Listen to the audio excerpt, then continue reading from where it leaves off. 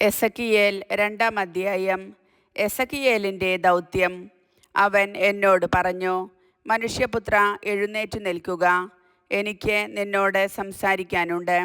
അവൻ എന്നോട് സംസാരിച്ചപ്പോൾ ആത്മാവ് എന്നിൽ പ്രവേശിച്ച് എന്നെ കാലുകളിൽ ഉറപ്പിച്ചു നിർത്തി. അവൻ എന്നോട് സംസാരിക്കുന്നത് ഞാൻ കേട്ടു. അവൻ എന്നോട് പറഞ്ഞു, മനുഷ്യപുത്ര, ഇസ്രായേൽ ജനത്തിൻ്റെ അടുത്തേക്ക് നിന്നെ ഞാൻ അയക്കുന്നു, എന്നെ എതിർത്ത നിഷേധികളുടെ അടുത്തേക്ക്. അവരും അവരുടെ പിതാക്കന്മാരും ഇന്നേ ദിവസം വരെ എന്നെ ധിക്കരിച്ചവരാണ്.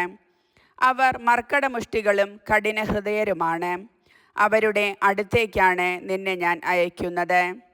ദൈവമായ കർത്താവ് അരുളി ചെയ്യുന്നു എന്ന് നീ അവരോട് പറയുക. അവർ ധിക്കാരികളുടെ ഭവനമാണ്. അവർ കേട്ടാലും കേൾക്കാൻ വിസമ്മതിച്ചാലും അവരുടെ ഇടയിൽ ഒരു പ്രവാചകൻ ഉണ്ടായിരുന്നെന്ന് അവർ അറിയും. മനുഷ്യപുത്ര, നീ അവരെയോ അവരുടെ വാക്കുകളെയോ ഭയപ്പെടേണ്ട. മുള്ളുകളും മുൾച്ചെടികളും നിന്നോടൊപ്പം ഉണ്ടായേക്കാം. തേളുകളുടെ മേൽ നിനക്കിരിക്കേണ്ടി വരാം. എന്നാലും നീ അവരുടെ വാക്കുകേട്ട് ഭയപ്പെടുകയോ നോട്ടം കണ്ട് പരിഭ്രമിക്കുകയോ വേണ്ട. കാരണം അവർ ധിക്കാരികളുടെ ഭവനമാണ്. അവർ കേട്ടാലും ഇല്ലെങ്കിലും എൻ്റെ വാക്കുകൾ നീ അവരോട് പറയണം. കാരണം അവർ ധിക്കാരികളുടെ ഭവനമാണ്. മനുഷ്യപുത്ര, ഞാൻ നിന്നോട് പറയുന്നത് കേൾക്കുക. ആ ധിക്കാരികളുടെ ഭവനത്തെ പോലെ നീയും ധിക്കാരിയാകരുത്. ഞാൻ നിനക്കു തരുന്നത് വായ് തുറന്ന് ഭക്ഷിക്കുക.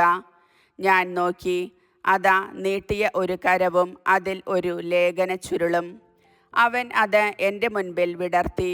അതിൻ്റെ അകത്തും പുറത്തും എഴുതിയിരുന്നു. അതിൽ വിലാപങ്ങളും പരിദേവനങ്ങളും ദുരിതങ്ങളും രേഖപ്പെടുത്തിയിരുന്നു.